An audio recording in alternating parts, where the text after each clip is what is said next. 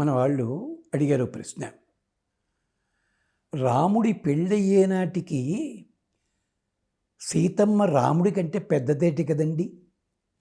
నిజమే నాయన, సీత అమ్మ రాముడి కంటే పెద్దదే. మీరు అనుకున్నట్టుగా సీత కాదు.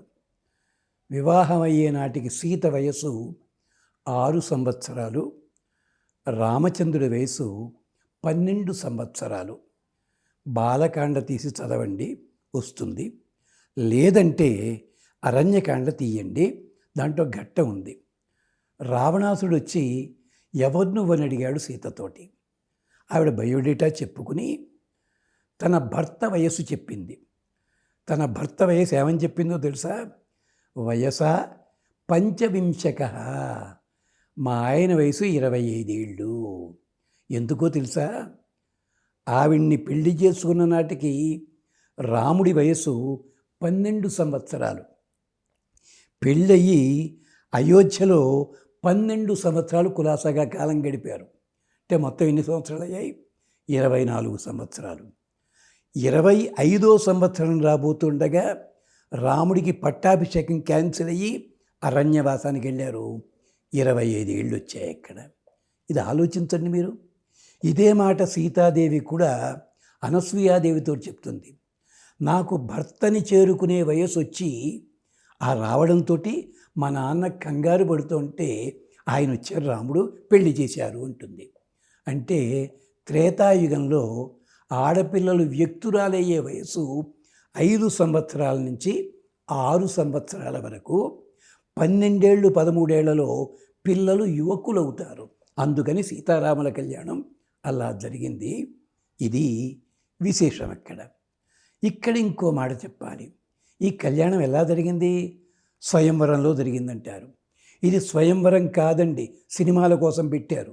జరిగింది ఏమిటంటే, రామచంద్రస్వామి తాటకావధ చేసి సుబాహుణ్ణి చంపి మారీచుణ్ణి లేవగొట్టి ఇంత చేశాడు. టైం అయిపోయింది, 8 రోజులు. ఇక వెంటనే అయోధ్య వెళ్ళిపోవాలి. కానీ రాముడు ఏమన్నాడు తెలుసా? మహాప్రభో, మా నాన్నగారిని అడిగారు, ఇంకా మీకేమన్నా పని ఉంటే చెప్పండి అంటే విశ్వామిత్రుడిని శిష్యులు అన్నారు. ఇక్కడ జనకుడు యాగం పూర్తి చేశాడండి, అది చూసి వెళ్ళిపోదాం మనం అంటే ఈ ఎక్స్ట్రా 2 రోజులు కూడా అక్కడికి వెళ్ళారు. మనకేమిటంటే కాస్త పేరు రాగానే టీవీలో పేరు వచ్చిందనుకోండి, మన ఆటోగ్రాఫ్ ఎవడైనా అడుగుతాడో వెతుక్కుంటాం మనం అంతా, మన పొగరల్లాగా. రాముడు మిథిలా నగరానికి వెళ్ళేసరికి మిథిలా నగరంలో వాళ్ళంతా చూస్తూ ఈ అందగాడెవరు అంటే శిష్యులు చెప్పారు, తాటకింద పెడితే ఆటోగ్రాఫ్ల కోసం వచ్చేస్తున్నట్ట. రాముడు అన్నాడు, ఏమండి రోడ్లన్నీ చాలా బిజీగా ఉన్నాయి, రష్గా ఉన్నాయి, కాస్త జనబాహుళ్యం లేని చోట మనం ఉండడానికి ఏర్పాటు చేయండి అన్నాడు రాముడు. అందుకని సమ్మర్దం లేని చోట కాస్త జాగ్రత్తగా ఒక చిన్న పర్ణశాల కట్టారు. అక్కడ ఉన్నాడు. అక్కడికి వచ్చాడు జనక మహారాజు. సీతా కళ్యాణంలో రహస్యం చెప్తున్నాను. అప్పుడు వచ్చి ఈ పిల్లాడిని చూశాడు. ఏమండి, నా శివధనస్సు ఉంది, అది ఎత్తినట్టయితే ఈ పిల్లాడికి నా కూతుర్నిస్తాను. శివధనస్సు ఉన్న చోటికి రాముడు వెళ్ళలేదు, రాముడు ఉన్న చోటికే శివధనస్సు పట్టుకొచ్చారు. బాలకాండ చదవండి.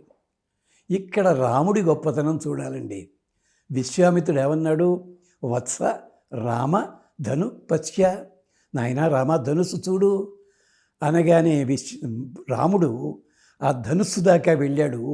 పెట్టె మూత తీశాడు, ఇలా తొంగి చూచి వెనక్కి వచ్చేసాడు. తమాషా చూడండి. ధనుస్సు చూడు అంటే ఏం చేయాలి? ఎత్తమనే కదా అర్థం. కానీ కాదు, రాముడు మంచి బాలుడు, ఎంత చెప్తే అంతే చేస్తాడు పాపం. అదనమాట. అయ్యా మీరు చూడమన్నాడు, చూశాను.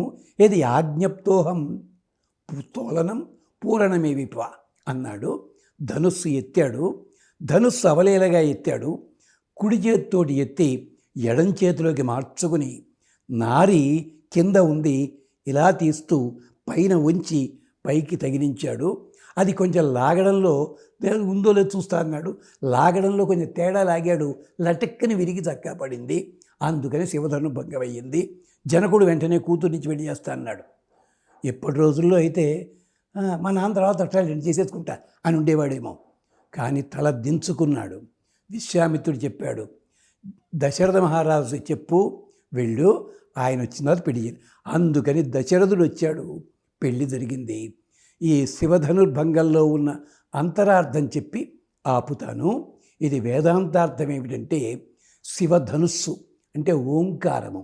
ఓంకారం అన్నదానికి అకార ఉకార మకారములు. అకారం పైభాగము, మకారం కింది భాగము. మకారం మనం, అకారం భగవంతుడు. నారి ఉందే, ఈ నారి అమ్మవారు. అమ్మవారు ఏం చేస్తుంది? మన దగ్గరికి భగవంతుణ్ణి తీసుకుని వస్తుంది. అందుకనే నారి తగిలిస్తే ఆ ధనుస్సు విరిగి ఆ పైకి భాగం కిందికి పడింది. ఇది శివధనుర్భంగంలో ఉన్న అంతరార్థము.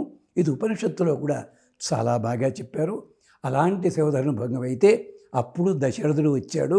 వస్తే ఒక పెళ్ళి కాదు, 4 పెళ్ళిళ్ళు జరిగాయి. రామ లక్ష్మణ భరత శత్రుఘ్నులకి పెళ్ళయ్యాయి. కానీ మీరు మర్చిపోతున్నారు, వెంకటాధ్వరి అని ఓ కవి రాస్తాడు. సీతమ్మతో అన్నట్ట, మీ పిన్ని గారికి శాపమోచనం చేశా మన పెళ్ళికి వచ్చేటప్పుడు అన్నట్ట. ఎవరా పిన్నిగారు? అహల్యాదేవి. అహల్య కొడుకే శతానందుడు, సాక్షాత్తుగా జనకుడి దగ్గర పురోహితుడు. ఇన్ని చమత్కారాలుంటే ఇవన్నీ వదిలిపెట్టేసి అక్కడ స్వయంవరానికి రావణాసుడు వచ్చేట్టు కదండి. అది కదండి ఈ సుత్తి కబుర్లన్నీ చెప్పుకుంటారు దేశంలో. క్షమించాలి. శివధనుర్భంగంలో ఉన్న అంతరార్థం ఇది. స్వస్తి.